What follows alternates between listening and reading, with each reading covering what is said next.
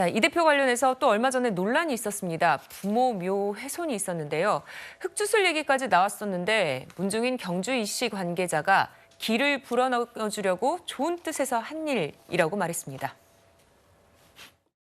6월 1일 날인가 그 선거가 됐잖아요. 그렇죠. 길을 보충해주면 네. 더 나을 수 있지 않겠느냐 제안을 했기 때문에 네. 저도 이제 같이 동행을 했던 거지. 생명기라고 하는 그것을 글씨를 써보니까 그 가중에서 기가 나온다고. 모든 사안을 자기 중심으로 해석하는 민주당 이재명 대표의 이른바 명동설이 또 하나의 웃지 못할 일화를 만들어냈습니다. 이재명 대표에게 묻고 싶습니다. 어떤 양심의 가책이 있어 하루하루를 쫓기며 살고 있기에 저주까지 생각해야 하는 것입니까?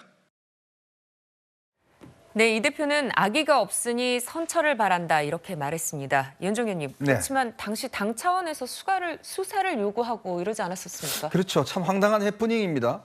이재명 대표가 두 차례에 걸쳐서 SNS를 통해서 본인의 묘를 이렇게 훼손했다. 이게 뭐 흙주술이다.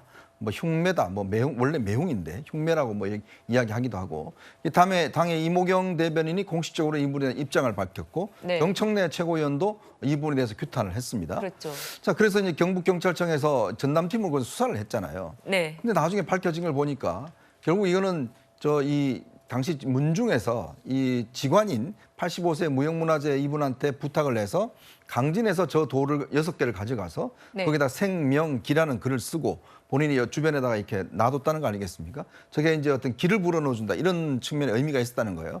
자, 그러면 이게 문중 관계자들이 일단 다 알았다는 거잖아요. 그러면 이게 지금 작년도 5월 달 일입니다. 지방선거 네. 있고 인 다음에. 그러면 지금 벌써 지금 한참 됐잖아요. 예. 그러면 예를 들어서 이재명 대표가 이거를 발견해서 SNS에 올리기 전에 최소한 이 관련된 사람들, 친척이나 이런 분한테 여쭤봐야 되는 거 아닌가요?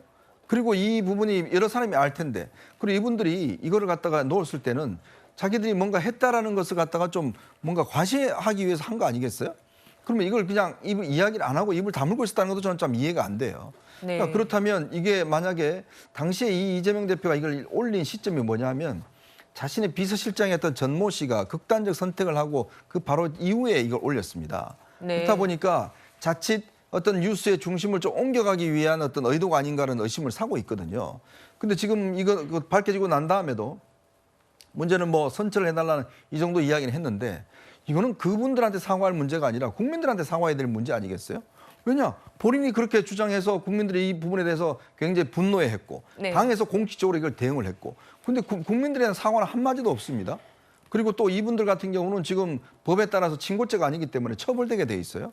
네. 그렇기 때문에 이 문제는 사실은 제가 볼 때는 이 사건은 보면 가짜 뉴스가 어떻게 진실처럼 국민들에게 알려지느냐. 그리고 그 뒤에 어떻게 이게 가짜뉴스 밝혀졌는데 그 부분에 대한 책임을 누가 질 것인지 그걸 아주 상징적으로 저는 대변해주는 사건이다. 이렇게 보고 있습니다. 네, 이런 가운데 이재명 대표는 1박 2일로 광주를 찾기도 했습니다. 지난해 12월 말 이후 3개월 말인데 전남대 학생들과 천원 학식도 함께 하면서 민생 행보를 이어갔습니다.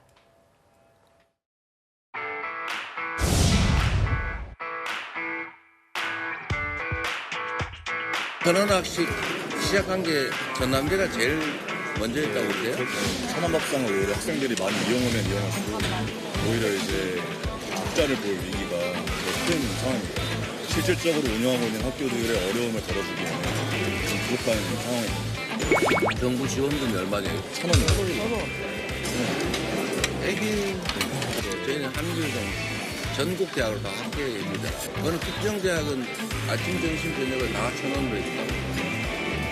제일 지원을 많이 받는 대학. 사실 문제가 있어요. 네, 최진봉 교수님, 네. 이 대표 당직 개편하고서 찾은 데는 이유가 있겠죠? 그렇죠. 아무래도 이제 호남 지역은 그래도 민주당이 어떤 텃밭이고 지지 기반이라고 할 수 있는 거잖아요. 네. 그런 상황이라고 하면 아무래도 호남 지역을 찾는다고 하는 것은 당에서 좀 더 기반을 확대하고 또 공고해야 하는 의미도 있을 거라고 생각이 듭니다. 예. 그리고 늘 이제 지지 기반에서 나오는 불만 중에 하나가 뭐냐 홀대론이에요. 지금도 뭐 윤석열 대통령에서 TK 홀대론 나오고 이러거든요. 그러니까 민주당도 그런 부분에 신경을 쓸 수밖에 없다. 네, 왜냐하면 호남 지역은 어느 정도 전통적인 지지 지지기반이니까 조금 소홀히 해도 괜찮다 이런 생각과 인식을 갖는 경우들이 많은데 그거보다는 좀 더 지속적으로 그 지역에 대한 관심을 보여주고 또 그 지역의 뭔가 발전을 위해서 당이 노력하고 있는 모습을 보여준다고 하는 것은 좀 더 지지 기반을 공고히 할 수 있는 기반이 되고 저기서 지지를 받아야 사실은 전국적으로 확산될 수 있는 기회를 갖는 거거든요. 그런 점에서 본다고 하면 아마도 이제 좀 더 공고하게 지지 기반을 확대하고 또 이재명 대표가 사실은 호남 출신이 아니기 때문에 네. 조금 더 호남 출신들과의 스킨십을 통해서 관계도 더 강화시키는 그런 요소가 작용하는 게 아닌가 이런 생각이 듭니다. 네, 오늘 새벽입니다. 이낙연 전 민주당 대표가 장인상으로 일시 귀국을 했습니다. 박성규 의원님, 6월 달 귀국 앞두고 잠시 들어왔는데 이낙연 전 대표 좀 어떤 변화를 일으킬 수 있을까요?